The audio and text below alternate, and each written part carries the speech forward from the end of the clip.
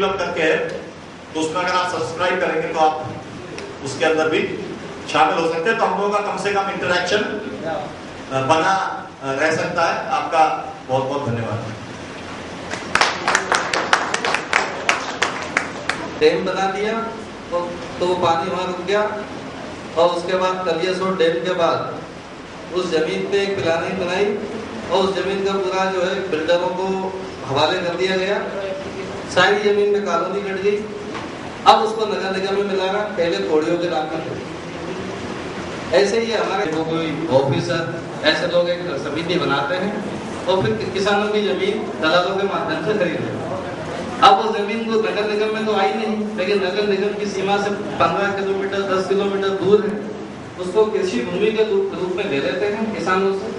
पे भी वही हो रहा है, बेंगलोर बॉम्बे सब जगह पर वही हो रहा है, हर शहर के आसपास यही हो रहा है।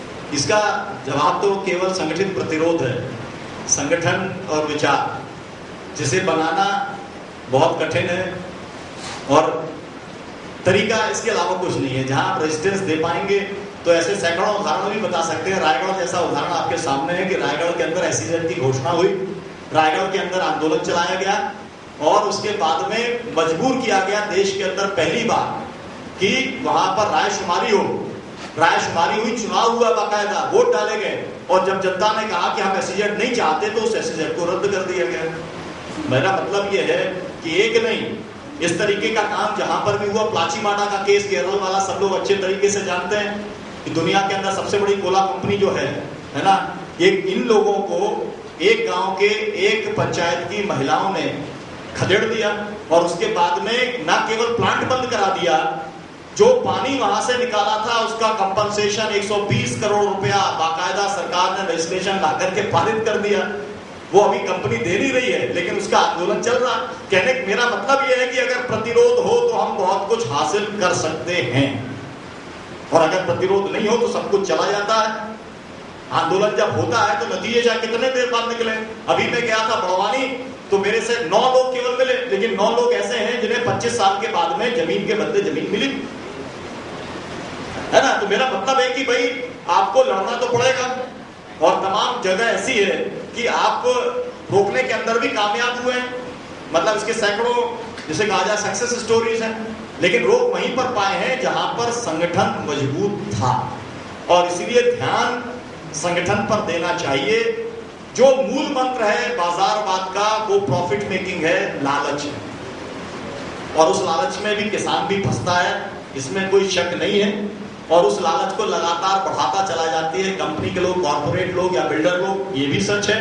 तो वो लालच के अंदर ना फंसे, वो अपने जमीन का महत्व पूरा समझे, उसको इसके लिए उसे वैचारिक तौर पर तैयार करना पड़ेगा। क्योंकि जो नई पीढ़ी है, किसान का जो बेटा है, वो किसानी नहीं करना चाहता, वो शहर जाना चाहता है।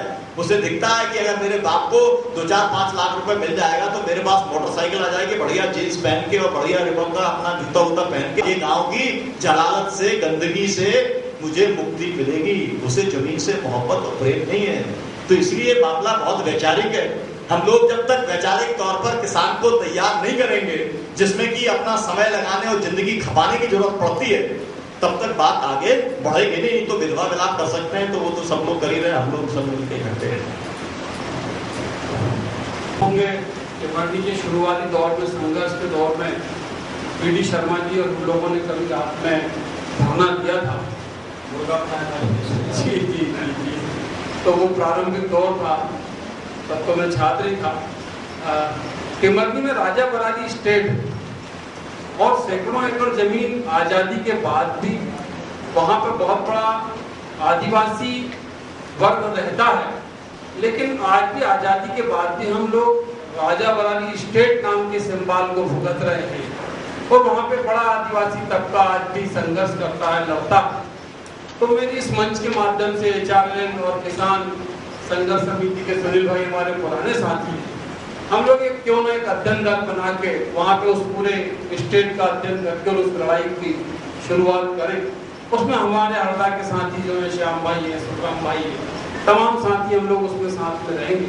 और उसके पहले हमारे पास सारे दस्तावेज भी होंगे, आप लोग जब आएंगे किसान संघर्ष समिति और HRN और मध्य प्रदेश के अलग अलग अंचलों से जो आए, जो साथी हैं, तो आज इस फोरम के माध्यम से जो मध्य प्रदेश के तमाम एक्टिविस्ट यहाँ पर हैं, अलग अलग संगठनों के लोग हैं, एक बड़ा बदनुमा सा दाग मुझे अभी उन लोग सारे साथी जब आ रहे थे हरदा से, तब हम लोग लगातार ये चर्चा कर रहे थे। आमतौर पर अपनी बिरादरी के लोग जब जब भी बैठते हैं तो इस तरह के संघर्ष की बात होती है, किन किन मुद्दों पे हम लोग काम कर सकते हैं। जैसे कि अभी कुछ देर पहले हम लोगों ने जो क्रिश्चियनिटी के और तमाम स्कूलों के जो मुद्दे थे 25% के, ठीक वैसे ही राजा बरारी स्टेट का मुद्दा है।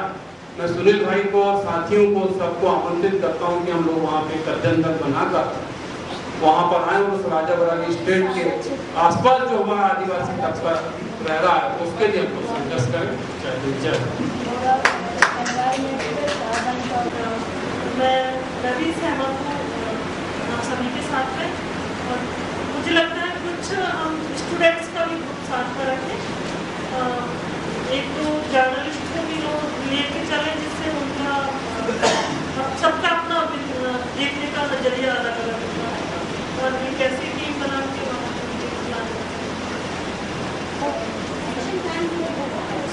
हाँ उसकी डेट का जब एक्सटेंशन की बात करेंगे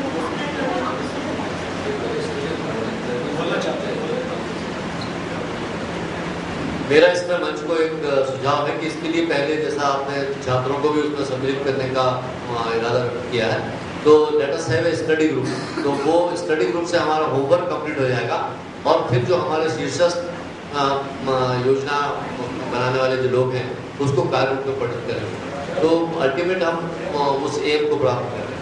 तो इसलिए दो चरण में इस काम को यदि पूरा करते हैं तो मैं समझता हूँ कि that will be very near to the target. जोड़ दिया तो विशेष तौर पर डॉक्टर साहब मेरी जो रुचि हुई वो लैंड एक्विजिशन को जैसे आपने डेवलपमेंट के मॉडल से जोड़ा, तो वो एक लंबे समय तक चलने वाला लॉन्ग टर्म व्यू है, लॉन्ग टर्म विजन है, जो कि नई पीढ़ी को, जो किसान का बेटा जिसकी बात करी डॉक्टर साहब ने कि वो जीन्स पहन के और मोटरसाइकिल लेके और शहर में जीना चाहता है, वो बहुत एक ज़रूरी है कि इस तरह का जो डेवलपमेंट मॉडल है उसके पोस्टर बने या किसी भी तरह से उसके विजुअल बने, जिससे कि जो नई पीढ़ी है कम से कम वो समझे कि इस रास्ते से जाएंगे तो हम कहाँ पहुँचेंगे और इस रास्ते से जाएंगे तो कहाँ पहुँचेंगे। इसमें जो याद आती बात वो गांधी जी के था कि अंत्योदय यानी अंत से शुरू करें डेवलपमेंट को, और ये है ट्रिकल डाउन, ये ऊपर से नीचे को जाए डेवलपमेंट, दोनों एक दूसरे के विपरीत। तो विरोध के बगैर तो निश्चित रूप से सारा अंधकार विरोध के बगैर ही चलेगा। वैसे बहुत सारे केस लॉज है, एक्स्ट्राजुडिशियल किलिंग्स पे, इस पे नॉर्थ ईस्ट के जो की यूनिट से लड़ रहे हैं। अच्छा, कॉलिन ने अभी एक केस किया है एक्स्ट्राजुडिशियल किलिंग्स विक्टिम एसोसिएशन फैमिलीज की तरफ से सुप्रीम कोर्ट में। 1528 परिवारों के जो सदस्य थे, इनोसेंट लोगों को रात में उनकी झोपड़ी में से, उनके उसमें से आसाम राइफल वाले या मणिपुर पुलिस कमांडो वाले आए, उठा के ले गए और फिर दिखा दिया, उसको बोला थोड़ी दूर ले जाके छोड़ा और बोला कि भागो, और गोली मार। और अगले दिन उसकी लाश को regional institute of medical sciences में उसमें जूते पहना के और उसके हाथ में पिस्तौल पकड़ा के और इस तरह से वहाँ पे मॉर्चरी में छोड़ दी और एक प्रेस नोट दे दिया कि फलाना फलाना दिन इनकाउंटर हुआ अंडरग्राउंड के साथ और वो फलाना आदमी मारा गया।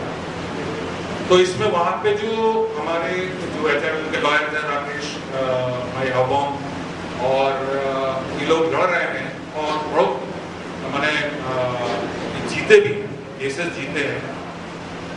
ये जो 1528 किलिंग वाला केस है, इसमें लिंगडो और दो और प्रमुख लोग हैं, उनका नाम मैं भूल रहा हूँ, की समिति बनी और उन्होंने एकदम सुप्रीम कोर्ट को विदिन 15 दिन के अंदर 15-20 दिन घंटे के अंदर उन्होंने रिपोर्ट दी थी कि ये सारी जो किलिंग्स हैं ये सारी की सारी अपने आप। अब देखिए उस रिपोर्ट का कोई भी हिस्सा पब्लिक नहीं किया गया, न रिपोर्ट ने पब्लिक किया, न लॉयर्स को किया गया। देखिए क्या होता है। ये जो मध्य प्रदेश वाला जो है ये इसमें तो डॉक्टर साहब के मार्गदर्शन आराधना जी हैं, शुभ्रा जो सबसे पुराने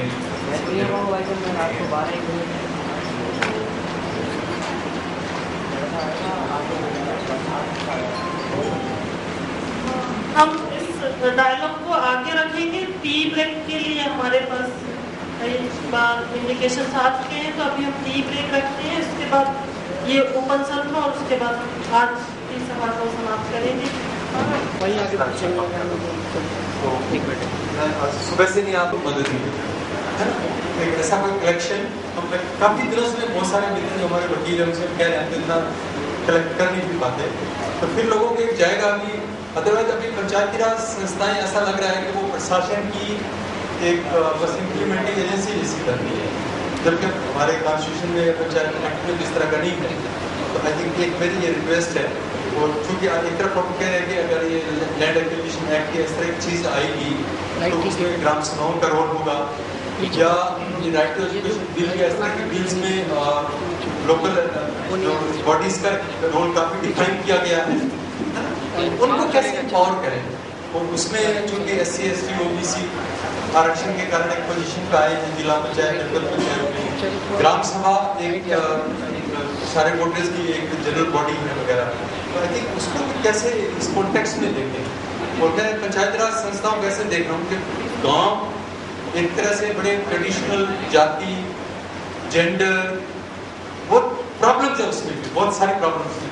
तो पंचायत राज संस्थाओं ने एक उसको ट्रांसफॉर्म करने का एक अपॉर्चुनिटी दी है कि ग्राम सभा की जाजम पे सारे एक साथ बैठेंगे, चाहे किसी कास्ट के हो, महिला हो, पुरुष हो, है ना, वो चाहे पुराने जमींदार हो, वहाँ पे एक जाजम पे एक वोट एक व्यक्ति वाली बात होती है, पर प्रैक्टिस में ऐसा नहीं हो रहा। तो बस ये मैं अनुरोध कर रहा था कि कोई ऐसा पब्लिकेशन जो अलग अलग ऑल इंडिया लेवल पे भी हो सकता है, मध्य प्रदेश स्पेसिफिक भी हो सकता है, कि इससे हमारे पंचायत राज में काम करने वाले जो इलेक्टेड लोग हैं, आप ग्राम सभा के साथी हैं, संगठनों के लोग हैं, उनको एक ताकत मिलेगी कि प्रशासन जो है वो भी कानून से चलता है।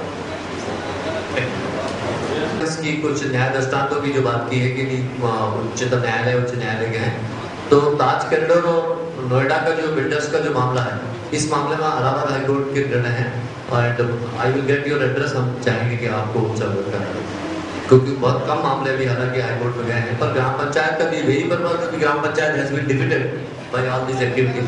तो ग्राम सभा को मजबूत करने का जो उद्देश्य लिया गया है उसमें कुछ बहुत ही सकारात्मक निर्णय माननीय उच्च न्यायालय इलाहाबाद के हैं। तो I will let you know.